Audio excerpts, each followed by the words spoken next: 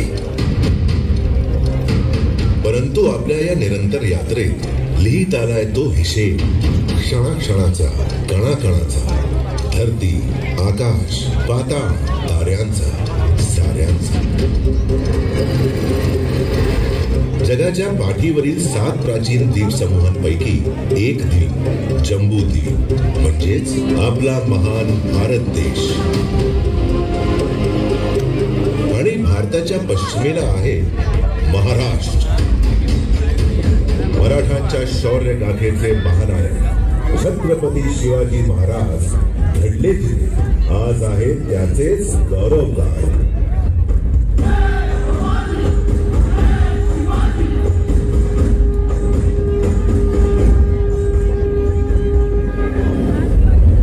अरबी समुद्र आणि सह्याद्री डोंगराच्या बरोबर आहे महाराष्ट्र.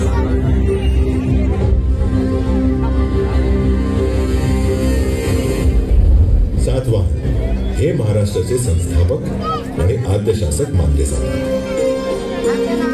त्यानंतरच्या काळात वाकाटक राजांनी विश्वप्रसिद्ध अशा अजिंठा लेण्यांची निर्मिती केली. यादवांनी देवगिरीला आपली राजधानी बनवली आणि मराठी भाषेला राजभाषेचा मान दिला. शासक बदलत होते तशा राज्याच्या सीमाही बदलत होत्या. भक्तिरसाची मधुर अभंगवाणी महाराष्ट्रात ऐकू येत होती, ज्याचे केंद्र होते अवघ्या महाराष्ट्राचे आराध्य दैवत श्री पांडुरंग विठ्ठल.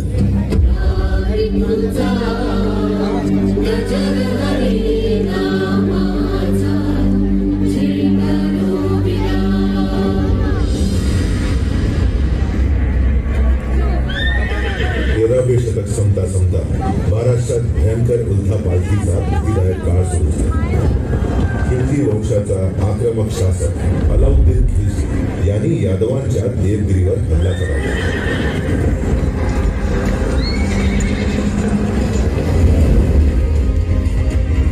महाराष्ट्रातल्या हिंदू शासनाचा सूर्यास्त पावला.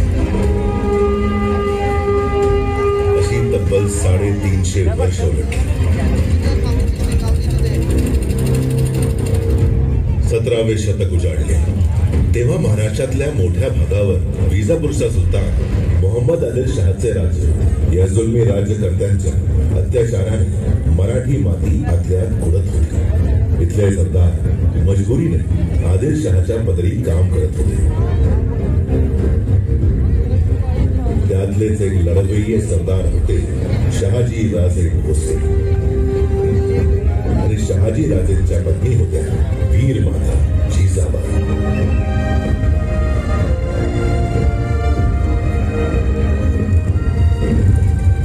तेव्हा भारतभूमी आक्रंदक होती. मागत होती एका वीर पुत्राचे प्राण. मा जिजाऊच्या पोटी जन्मला एक पुत्र महान, ज्याचं लाडाचं नाव होतं शेबा, ज्यांना आपण सगळे ओळखतो छत्रपती शिवाजी महाराज या नावाने.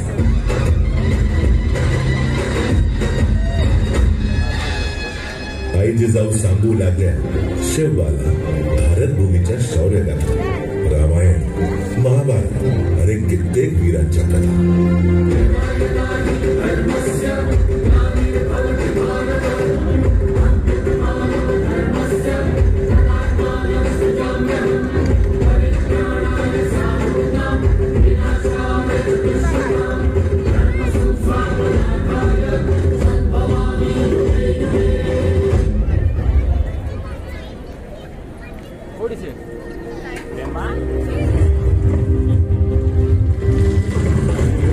केवळ भूमीच नव्हे, मराठ्यांचा स्वाभिमानही हुतात्मा. ही वेदना करीत होती बाल शेबाला विजय. वयाच्या अवघ्या 15व्या वर्षी वीर मावळ्यांना गोळा करून शेबाने चेतवला त्यांच्या मनात मराठी अस्मितेचा अंगार आणि केला एक अद्भुत संकल्प, अन्यायाविरुद्ध एल्गार.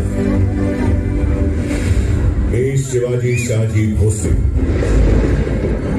जिजाऊंची आणि मराठी मातीची शपथ घेतो. यापुढे हिंदवी स्वराज्याची स्थापना हेच माझ्या जीवनाचे लक्ष्य आहे आणि आई जगदंबेच्या कृपेने मी ते मिळवेनच मिळवेन. आमचा संकल्प आहे स्वराज आणि केवळ स्वराज.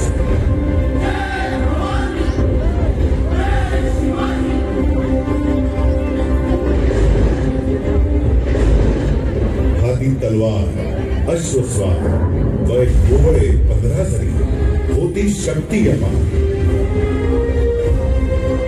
वरून चढाई तोडण्यावर हिंदवी स्वराज्याचे बांधले तोरण.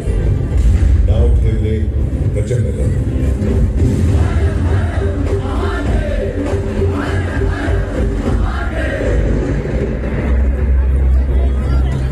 शिवाजी महाराजांचा हा विजयरथ रोखण्यासाठी आदिलशहाचा सेनापती अफजल खान प्रतापगडावर पोहोचला. दगलबाज अफजल खानाने कपटाने शिवाच्या पाठीवर वार केला, परंतु राजांच्या चिलखताने तो वार अलगद झेलला आणि क्षणात विजेच्या वेगाने शिवाजी राजांनी वाघनखांनी खानाचा कोथळा बाहेर काढला.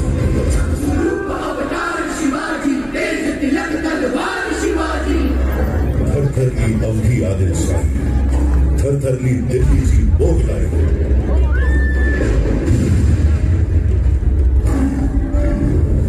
शिवाजी महाराजांना शह देण्यासाठी औरंगजेबाचा सेनापती शाहिस्ते खान पुण्यात आला. वीर शिवाजीने शाहिस्ते खानाची बोटे छाटली. याच दरम्यान सुट्टेचा मोठा खजिनाही महाराजांनी लुटला.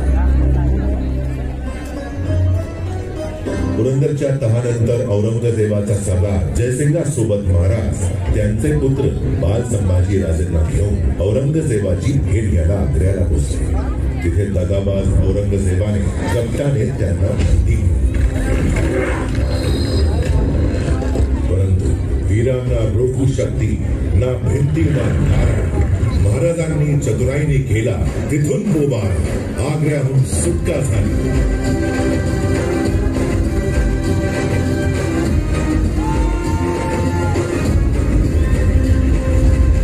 आणि यानंतर महाराजांची शून्य शक्ती जागृत झाली. राज्यातून पळून लावला अवघा मुघल आणि स्थापन केले मराठांचे एक छत्री राज्य स्वराज.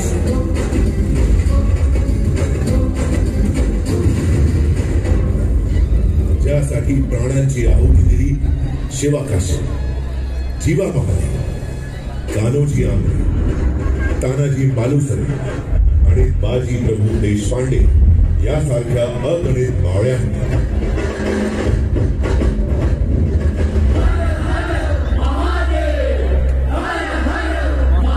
रायगडावर झाली अभूतपूर्व तयारी आणि अखेर तो शुभ समय आला.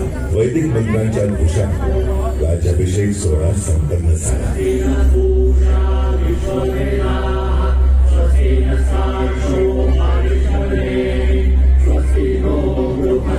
रयतेचे लाडके शिवबाराजे छत्रपती शिवाजी महाराज झाले.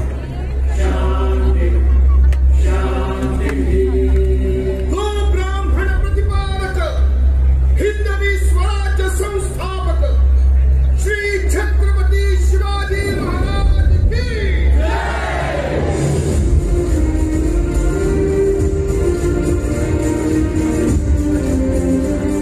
महाराजांची ख्याती सर्व देशांना पसरत होती, बहरत होती. त्यांच्या तेजाचा सूर्य भारताच्या नभांगणात तळपत होता.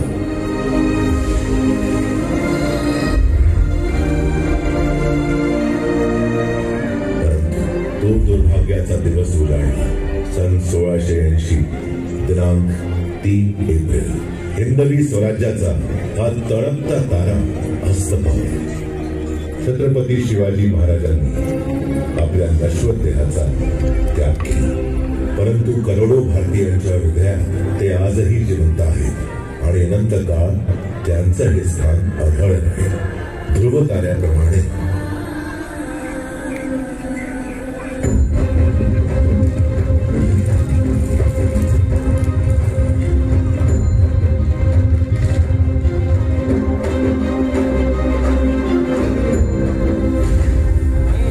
आणि राष्ट्र रक्षणाची ही परंपरा जागृत ठेवण्यासाठी छत्रपती संभाजी महाराज आणि मराठा पेशव्यांनीही मुघलांची आणि इंग्रजांची लढा दिला. परंतु 1857 सालापर्यंत मराठ्यांच्या स्वराज्यासहित सगळ्या भारत देशावर इंग्रजांचे राज्य आहे. संपूर्ण भारत इंग्रजांच्या जुलमी राजवटीच्या बंधनात जखडला होता.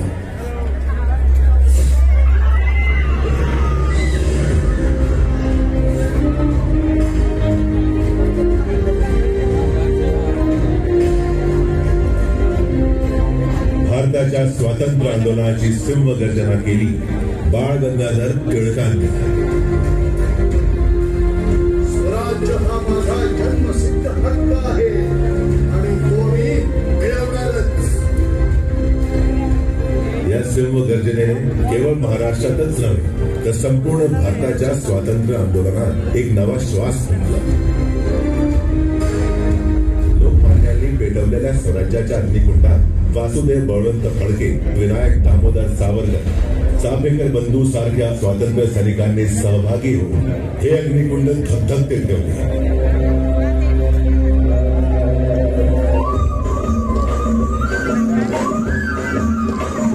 स्वातंत्र्य संग्रामाला नवी दिशा देण्यासाठी महात्मा गांधी दक्षिण आफ्रिकेतून भारतात परतले. मुंबई हे त्या आंदोलनाचे एक प्रमुख केंद्र होते. दांडी यात्रा असो, असहकार चळवळ असो, महाराष्ट्रातल्या स्वातंत्र्य सैनिकांनी महात्मा गांधींना मोलाची साथ दिली. याच मुंबईतल्या गोवालिया टँक मैदानातून गांधीजींनी इंग्रजांना भारत छोडोचा अंतिम इशारा दिला आणि इंग्रजांच्या जुलमी सत्तेला इथून निघून जाण्यास भाग पाडले.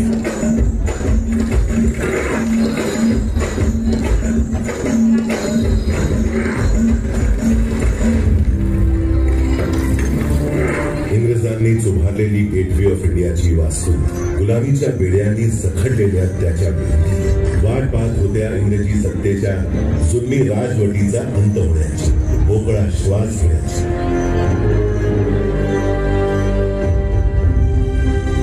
आणि तो दिवस उगवला.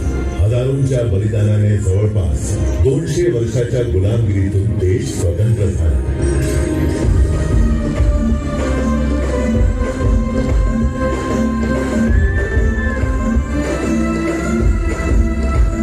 स्वराज्य आणि स्वातंत्र्याच्या किरणाने उजळले होते अगणित भारतीयांचे चेहरे आणि त्याच्या गालांवर स्वातंत्र्याचे आनंदाश्रू पाहत होते करोडो भारतीय.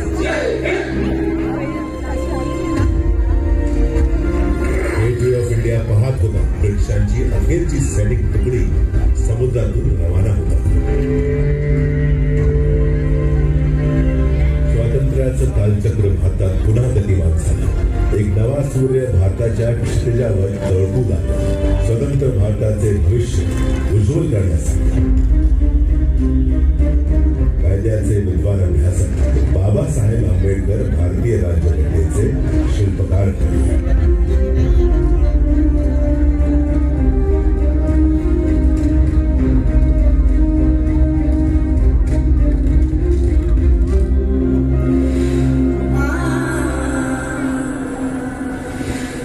स्वातंत्र्यानंतर देश आर्थिकदृष्ट्या स्वावलंबी व्हावा यासाठी औद्योगिकरणाचा मार्ग अवलंबून महाराष्ट्राने देशापुढे एक आदर्श निर्माण केला.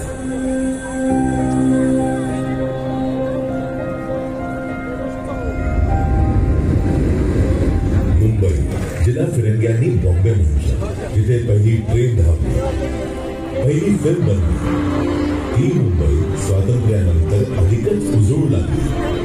असंख्य भारतीयांच्या स्वप्नांची नगरी झाली ही मुंबई. आज भारताच्या आर्थिक राजधानीचे शहर आहे मुंबई.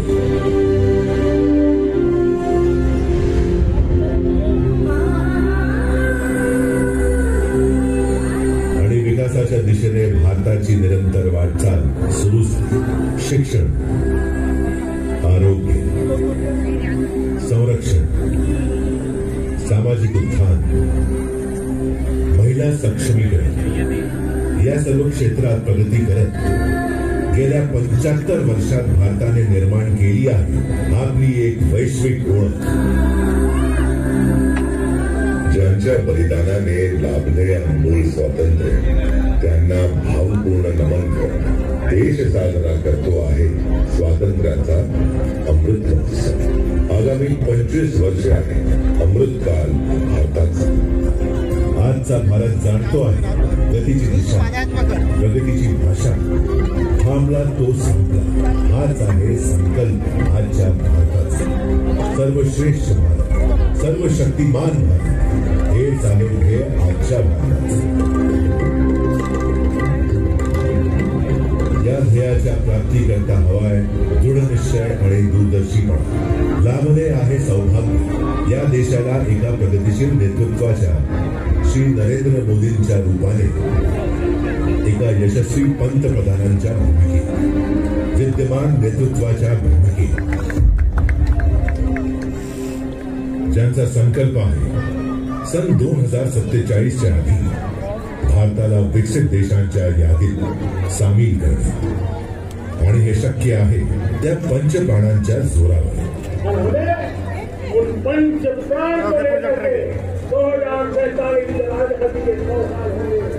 विकसित भारताचा संकल्प, गुलामगिरीच्या प्रत्येक विचारातून मुक्ती, आपल्या समृद्ध परंपरांचा अभिमान, एकता, एकोपा आणि नागरिक कर्तव्यांचे पालन. या 5 प्रतिज्ञांच्या जोरावरच भारत बनणार आहे जगातील दुसऱ्या क्रमांकाची अर्थव्यवस्था.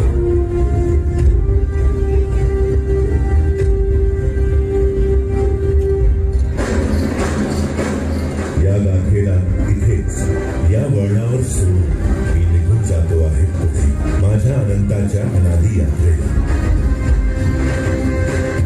मी पुन्हा येईन जेव्हा भारत साजरा करीत असेल आपला शतक महोत्सव.